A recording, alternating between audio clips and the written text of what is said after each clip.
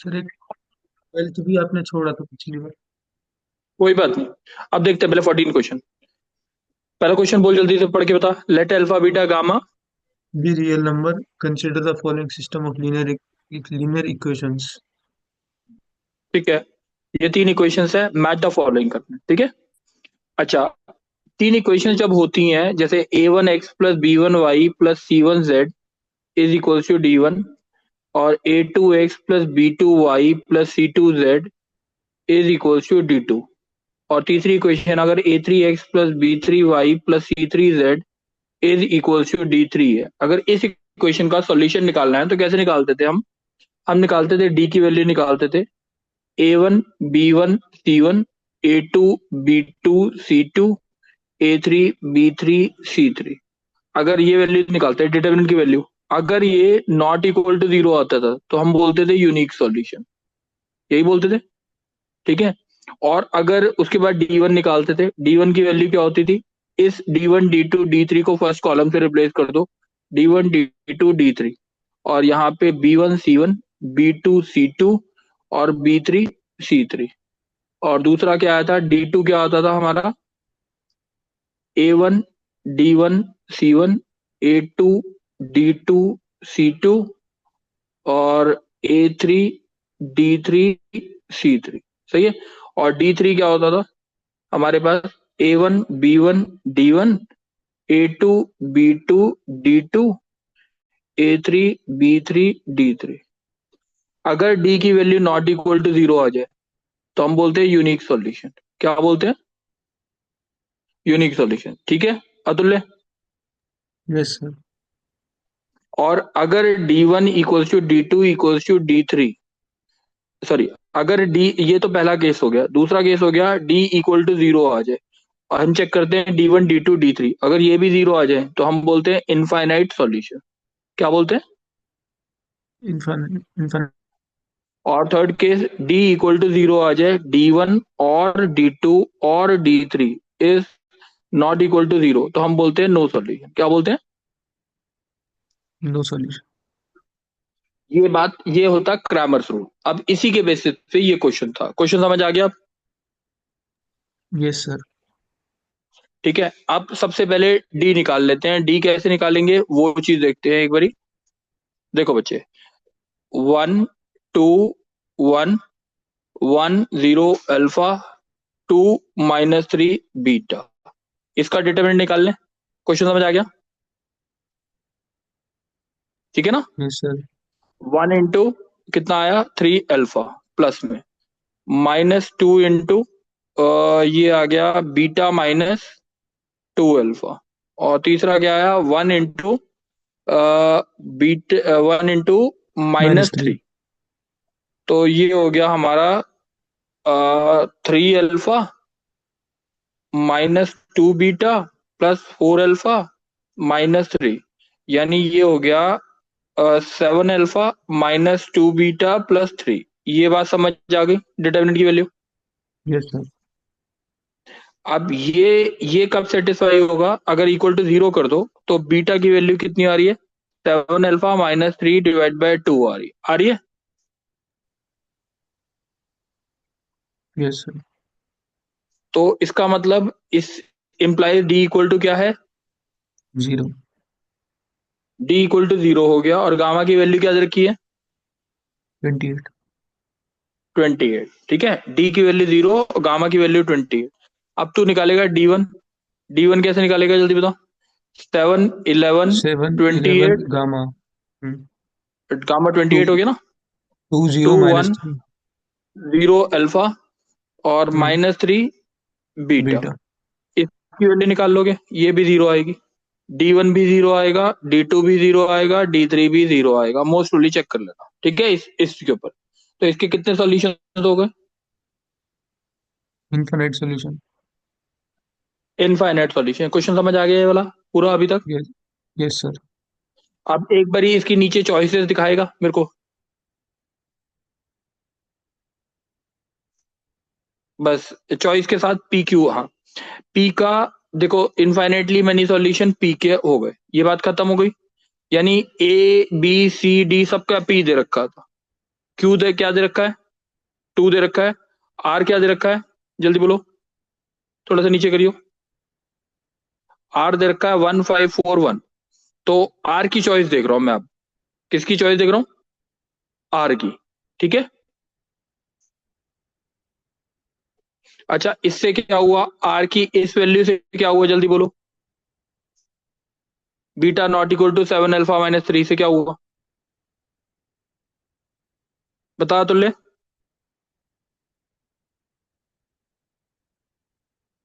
D not equal to 0 आ गया। Unique solution D not equal to 0, yes sir. Unique solution के कौन कौन से चॉइस हैं, 1 भी है, 4 भी है और 5 भी है, सही है ना। Yes sir. सही है। अब यूनिक सॉल्यूशन में तीनों में सॉल्यूशन देखते हैं, यूनिक सॉल्यूशन जो परफेक्ट सॉल्यूशन होगा वो देखते हैं एक बार।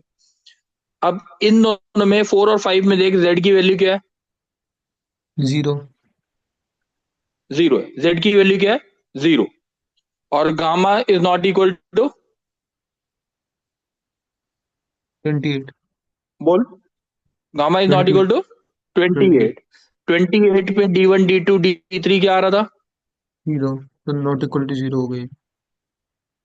तो डी, ये क्या हो गया, अब ये तो बात समझ आ गई ना इतनी। Yes sir. अब मेरे को ये बता कि D1 आएगा, D2 आएगा, D3 आएगा, ठीक है। यूनिक सॉल्यूशन में या तो ये होता है 11 - 2 0, या -15 4 0, या हम सीधा बोले यूनिक सॉल्यूशन, ठीक है ना। अब मेरे को कोई यस सर। बताएगा z इक्वल टू 0, एक बार देखते हैं, z इक्वल टू 0 पुट करके गामा की वैल्यू क्या आती है, सही है। z इक्वल टू 0 का मतलब क्या हुआ, जल्दी बता, ये हो गया 1 1 2 2 0 - 3, सही है, और 7 11 और गामा, हाँ कि नहीं, यस यही हुआ ना, सही है।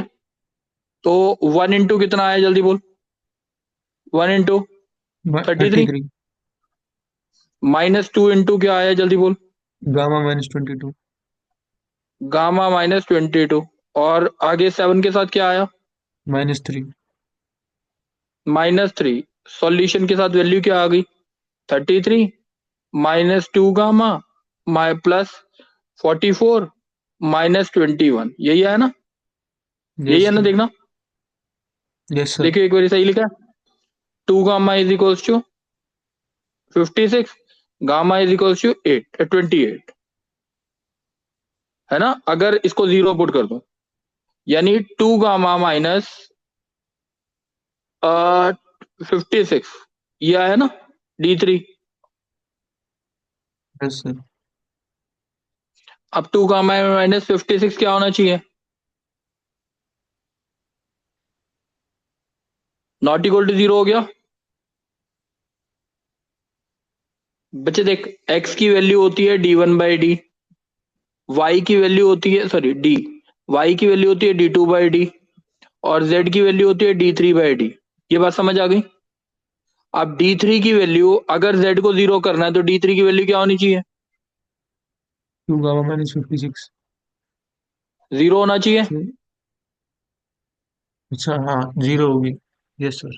मगर ये गामा की वैल्यू क्या नहीं दे रखी, 28 नहीं दे रखी, तो ये नहीं तो होगा इसका वो। मतलब ये दोनों सॉल्यूशन हो सकते हैं।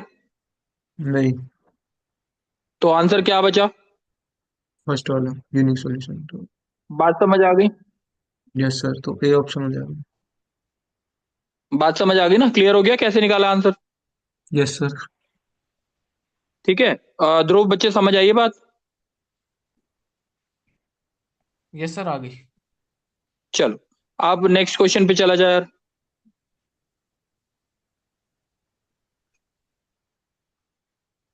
ठीक है, 15th क्वेश्चन भी देखेंगे, करेंगे पूरा। अब पढ़ते जल्दी से, क्या है, एक्स और कंसिडर द एफ की गिवन। वैल्यू क्या है, ईशान, ईशान तू पढ़ते जल्दी से। x1 है 3, 8, 11, 10, 5, 4 और हाँ, फ्रीक्वेंसी दे रखी है 5, 2, 3, 2, 4, 4। अब जल्दी से मेरे को क्या निकालना है? मीन एक मीन और मीन निकालना है। डेविएशन निकाल लेता हूँ पहले। मीन और मीन डेविएशन निकाल रहा हूँ मैं, है दोनों चीजें। मीन क्या होता है? एफ एक्स कितना आ गया? 15, 15 16, 16 33, 32 20, 20 20 20 और 60 16। एडिशन किया कितना आया? 70, 70 और जल्दी करो करो जल्दी। 70, 30, 100, 102, 84 117 आ रहा है शायद। सर 120 आ रहा है। 127 आ 20 आ रहा रहा है। सर 120 आ रहा है शायद। 127। एक मिनट। 5, 6, 11, 11, 3, 14, 120 आ रहा 14 और 20। 120 120, आ रहा है सॉरी। सर। 120 आ रहा है 120 और इसका कितनी फ्रीक्वेंसी है? 5, 2, 7, 7, 3, 10, 10, 2, 12, 12, 4, 16, 16, 4, 20। ये कितना हो गया हमारा? 6। मीन कितना आ गया? 6 3 of ठीक है, पहले तो ये देखो पी की 3 किसने किसने चॉइस दे रखी है? एक 3 जनों ने दे रखी है। अब आर की चॉइस जो है वो देखते हैं। आर की चॉइस, आर की चॉइस में क्या होता है? मीन डेविएशन क्या होता है? Summation F X minus X bar का mod divide by summation F, यही होता है ना? Yes sir. अच्छा, एक्स माइनस एक्स बार कितना आया जल्दी बोलो? का mod 3 minus 3 6, 3, 8 minus 2, 2 11 minus 6, 5, 10 5 minus 6, 4, 1, 4 minus 6, 2। ये सही है ना? Yes sir. अब इन दोनों को मल्टीप्लाई करना है, इन दोनों को, इसको और इसको। बोलो।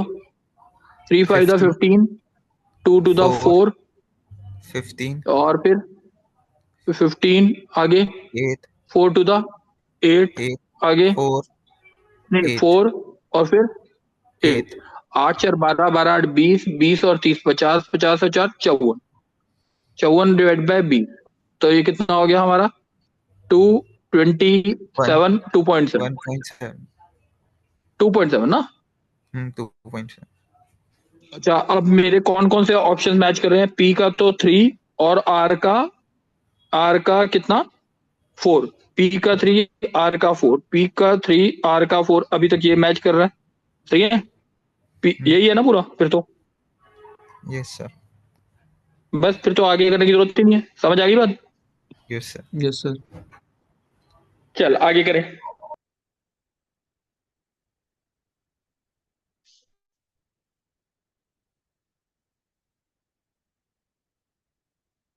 हाँ, ये क्वेश्चन थोड़ा सा ज्यादा अच्छा है। ध्रुव तू पढ़ जल्दी से। Yes, sir. Let L1 and L2 be the lines lambda ijk R2 equal to j minus k plus mu times I plus k, respectively. Let X be the set of all planes H that contains the line L1. For a plane H, let DH the smallest possible distance between the points of L2 and H. Let H naught be a plane in X for which DH naught is maximum value of DH as H varies over all planes in X. ठीक है, अब देखते हैं एक बारी इसको, question को। जी sir. ये H contains L1 for a plane H. Let DH denote the smallest possible distance between the points of L2 and H. DH क्या डिनोट कर रहा है?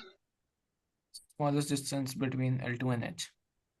ठीक है, smallest distance between L2 and H होना चाहिए, ये ठीक है। अब सबसे पहले प्लेन की इक्वेशन ले लेते हैं, क्या हो सकती है प्लेन की इक्वेशन? लाइन की इक्वेशन होती है R1 vector equals to A1 vector plus lambda B1। हाँ जी। तो A1 जो होता है वो उसके ऊपर पॉइंट होता है, हाँ जी। और B1 जो होते हैं उसके डायरेक्शन रेशियोज होते हैं, ठीक है ना? हाँ जी, बिल्कुल। प्लेन की इक्वेशन होती है A into x minus x1, B into y minus y1, C into z minus z1 is जी। Equal to 0। A B C plane के नॉर्मल के डायरेक्शन रेशियो होते हैं। किसके होते हैं?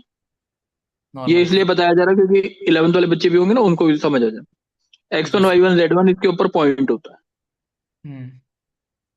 ठीक है? जी सर। अब देखते हैं, इसका मतलब इसके ऊपर पॉइंट जो है वो 0 0 0 है प्लेन के ऊपर, हम्म। क्योंकि इस इक्वेशन में ए वेक्टर दे नहीं रखा और हाँ बी जी। वेक्टर है 1 1 1। तो equation of plane is A into x minus 0, B into y minus 0 plus C into z z. Minus 0, जो लाइन को कंटेन कर रहा है। नाउ इस लाइन को अगर कंटेन कर रहा है तो इसके डायरेक्शन रेशियो के साथ डॉट प्रोडक्ट क्या होगा? 0। A Zero. Plus B plus C is equal to 0 होना चाहिए, ठीक है। Equation of the plane is A x plus B y plus C z is equal to 0। ये दोनों इक्वेशन देख लो, किसी को डाउट है इस चीज में? जरूर डाउट है। क्लियर है सर। आप मेरे को बता, ये पढ़ के बता यहां से दोबारा। For a plane H, let DH denote the smallest possible distance between points of L2 and H. ठीक है, अब ये कोई प्लेन मान लिया DH, जो H प्लेन है, ठीक है। इसका जो स्मॉलेस्ट पॉसिबल डिस्टेंस इस लाइन से अगर होगा, स्मॉलेस्ट पॉसिबल डिस्टेंस कब होगा? जब ये दोनों पैरेलल होंगे, Perpendicular होगा, मतलब हाँ ठीक है है, ना। मतलब तो यानी हाँ। ये ए बी और सी इसके डायरेक्शन रेशियोज हैं। ये तो बात समझ आ गई। इसके डायरेक्शन रेशियोज क्या है इस लाइन के? 1 इसके 0 1, ठीक है। A plus 0 B plus C is equal to 0। A plus C equal to क्या आ गया? 0। 0 यानी हाँ। इन दोनों इक्वेशन से, सेकंड और फर्स्ट से, फर्स्ट एंड सेकंड, तो आपका बी 0 हो गया, ए की वैल्यू माइनस सी हो गई। इक्वेशन में डाल दो तो A minus C into X plus 0 Y plus C into Z is equal to 0। यानी X minus Z equal to 0 is the equation of the plane. ये कोई डाउट है? क्लियर है सर। अब ये क्या निकालना है? H not with the plane in x for which D H not is maximum value of D H as H varies over the plane, ठीक है। अब मैच करना है, किसको किससे मैच करना है जल्दी बताओ। पहले वाला क्या है? DH नॉट की वैल्यू निकालनी है बताओ कैसे निकालेंगे? सर। हमारे पास हाँ, हम सर एक उस पे पॉइंट मान लेते हैं लाइन पे, जो हमारी परपेंडिकुलर वाली लाइन है। वो पॉइंट क्या है? सर वो हो 1 जाएगा 0 1, हाँ ठीक है नहीं 1 सॉरी, वो तो 0 सर लैम्डा के 1 हाँ माइनस 1, हाँ ठीक है, मतलब हाँ ठीक है। ये वाला पॉइंट मान लो, पैरेलल कोई भी पॉइंट ले हाँ लूं अब हाँ तो। वही वही वही, सही है सही है। एक्स माइनस जेड का डिस्टेंस निकालेंगे तो क्या आएगा?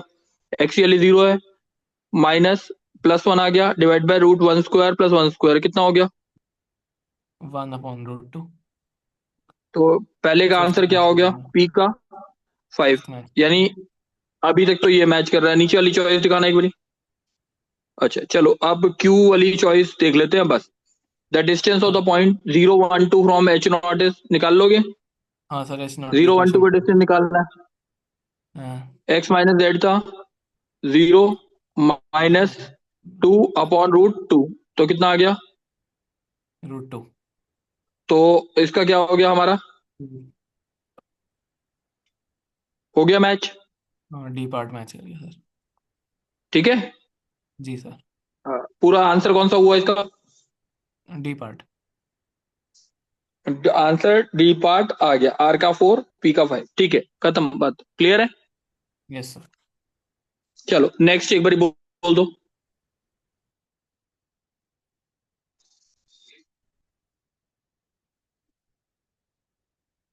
सर मैं ही बोलूँ? हाँ, ये अब 11th वाले बोलेंगे। चलो थोड़ा सा बड़ा कर दे इसे, और बस। अब जल्दी से ईशान बोल। Yes, sir.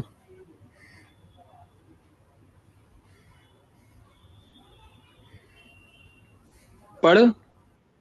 Let z be a complex number satisfying z mod का cube plus 2z square plus 4z bar minus 8 is equals to 0, where z bar denotes the complex conjugate of z. Let imaginary part of z be non-zero. ठीक है, imaginary part यानी अगर z अगर a plus iota b मानता हूं मैं, तो b की value not equal to 0 given है। ये बात क्लियर है ना? Yes, sir. अब इसको ना थोड़ा सा सोचना है इसमें।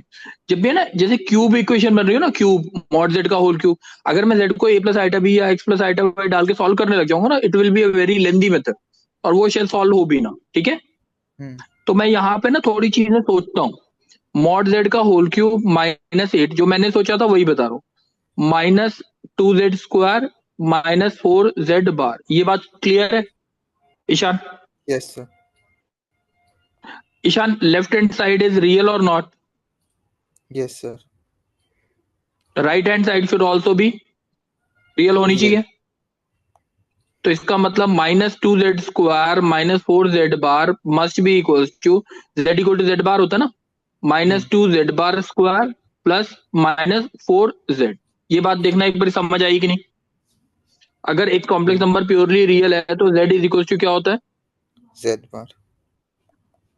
मैंने वही किया, ये कॉम्प्लेक्स नंबर मान लिया, उसका बार लगा दिया। ये हो गया, नेगेटिव को हटा दो, 2z² plus 4z bar is equals to 2z² plus 4z। अब यहाँ पे अगर देखते हैं हमारे पास क्या आया, 2 से 2 तो काट दे पहले, z² माइनस z बार का square is equal to 4 into z minus z bar. कोई डाउट है? No, sir. यहाँ पे लिखते हैं z minus z bar into z plus, सही है।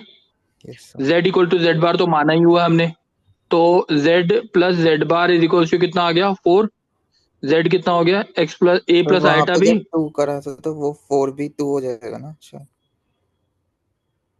हाँ अच्छा 4 भी 2 हो जाएगा, सही 2 आ गया ये, हम्म, सही है ना।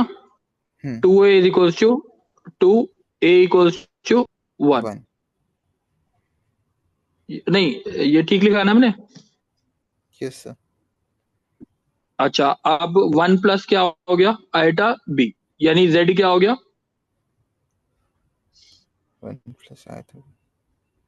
ये बात समझ आ गई है। Yes, sir. अब इसको किसी और तरीके से बताओ कि b की वैल्यू कैसे निकल सकती है।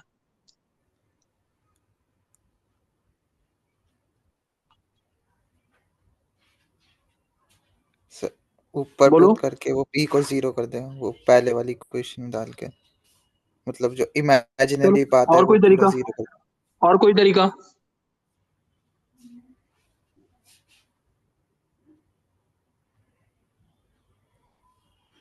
चलो इसी में डालते हैं फिर, जब नहीं हो रहा कुछ और तो। ये हो गया 1 प्लस b² की पावर कितना हो गया 3/2 hmm, plus 2 into 1 minus b² plus 2 iota b, सही है, plus 4 into 1 minus iota b minus 8 equal to 0। कोई डाउट? No sir. अब इसका रियल पार्ट निकाल के देख लो कितना आ रहा है, 1 प्लस b² की power 3/2 plus twice of 1 minus b² plus 4 minus 8 minus 4 equal to 0। सही है कि नहीं? Yes sir. और दूसरा क्या आ रहा है जल्दी बोल। 4 4 iota iota b b minus 4 iota b, ये तो कट ही गया ना। कट गया. तो इसका मतलब अब 1 प्लस b² की पावर 3/2 इज इक्वल टू कितना हुआ 2 माइनस 4 माइनस ये 2 आया प्लस 2b², शायद यही बन रहा है। Plus. Yes sir. 1 plus b² cut गया, root of 1 plus b² must be equal to 2, 1 plus b² is equal to 4, b² is equal to 3, b equal to plus minus root 3. ठीक है। तो यानी अब और कुछ बोल रखा है इस पे, मॉड z कितना आया जल्दी बोलो, मॉड z², 4 आ गया. 1² प्लस √3 का स्क्वायर कितना हो गया 4 आ गया। तो तो p का आंसर क्या हो गया 2। 2. तो p का 2, अच्छा 3 चॉइस होगा। q का देख लो बस, q क्या है z माइनस z बार का square. z minus z bar कितना हुआ, z कितना है 1 1 plus plus iota root minus 1 minus iota इसका स्क्वायर कितना हुआ हमारा 2√3 आइटा का स्क्वायर, तो यानी 2 टू द 4 दिया 12, यानी ये क्या आंसर आ गया 1. q का 1, यानी ये p का 2 और q का 1 ही आ रहा ना, यानी ये b वाला आंसर सही हो गया। ऑप्शन. समझ आ गई बात? Yes sir. चलो बच्चे एक बार ये एक चीज है ना थोड़ी सी डिस्कस करनी है आप। रिकॉर्डिंग ऑफ कर दें।